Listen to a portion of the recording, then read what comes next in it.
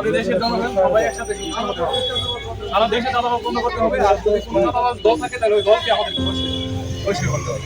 আমাদের দেশের জনগণ যদি এখন সচেতন না হয় তাহলে অবস্থা আরো ভয়াবহ হবে।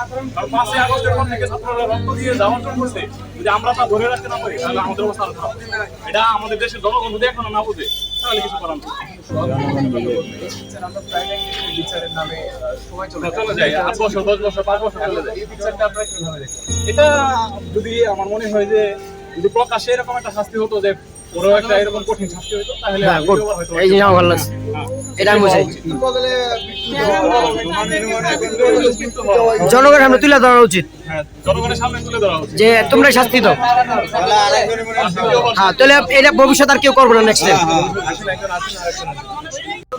রাস্তার ভিতরে পাথর দিয়ে পিটিয়ে পিটিয়ে আমরা উঠলাম, তাহলে জনগণ দেখতে অবশ্যই শাস্তি হইতো। এমনকি আমিও শান্তি হইতাম এই বিয়ের ভিতরে। আর কি বলবো, ভাষা হয় না, আমার ভাষা হয় না। বাংলাদেশের এরকম পরিস্থিতি হয়েছে, কোনো স্বাধীন বলতে গেছি দেখ, আমি জানতাম বাসাতে এরকম নিরাপত্তা নেই, এরকম কোনো নিরাপত্তা আছে? ওই বলতে পারেন কোনো নিরাপত্তা আছে? কি স্বাধীন পাইলাম আমরা দেশ করে? কারণ একটা মানুষ বাইরে হাজার হাজার মানুষ থাকে, ভিডিওতে দেখতেছি কই কথা কয় না, একদম বাধা দিতে পারতো, কিলে বাধা ওই বাধা দেয় না, মরিয়া গেছে মারিয়া গেছে, বুকের মুখ জানতে পারছি, আমি ভিডিওতে দেখছি। এটি কি সম্ভব? মানে এটি কাজ?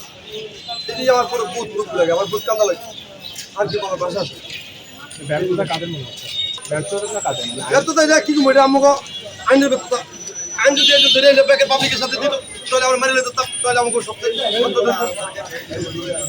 আর কি আইন তারা পুলিশ আছে কেন দেখছে? মানুষ বুধ ভিডিওতে তো সবাই দেখে, ক্যামেরা দেখাচ্ছে, এমনি আমাকে কে জানে ভিডিও করছে মোবাইলে ভিডিও। আর কি করবেন? আমার কোনো নিরাপত্তা নেই, পাবলিকের কোনো নিরাপত্তা নেই, পাবলিকের কোনো নিরাপত্তা আছে? কোনো নিরাপত্তা কম আমরা দেখি নাই, ঘটনাটা তো দেখা যাচ্ছে চাঁদাবাজি। এটা তো চাঁদাবাজি,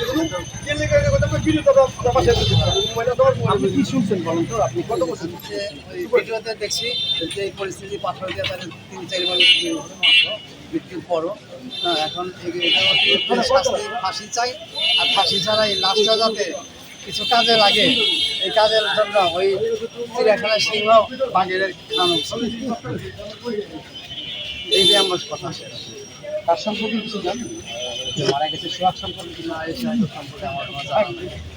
এই যে আপনারা নিজেরও দেখছেন বা এখন পর্যন্ত জানতেছেন যে পাশে একটা নিরাপত্তার চৌকি আছে, আনসার ক্যাম্প আছে, ক্যাম্পে যে ক্যাম্প আনসার ক্যাম্প আছে এখানে, আনসার ক্যাম্প।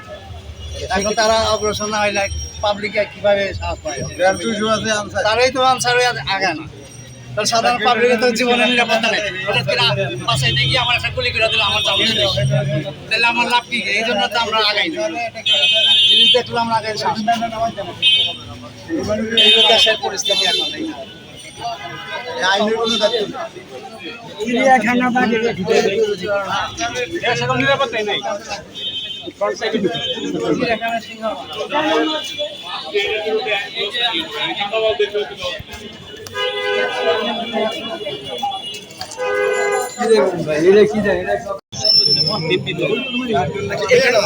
কি করছে জানেন? বরিশালে স্বামীর বাইরে দিয়া স্ত্রীর দল 8 জন হয়েছে, 7 জন হয়েছে।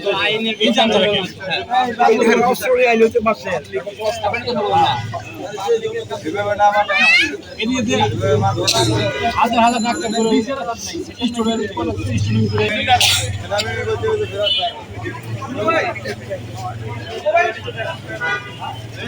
এই যে এরকম ঘটনা ঘটে, যদি মানুষজন হাজার হাজার মানুষ এই জায়গায় সবসময় জমজমাট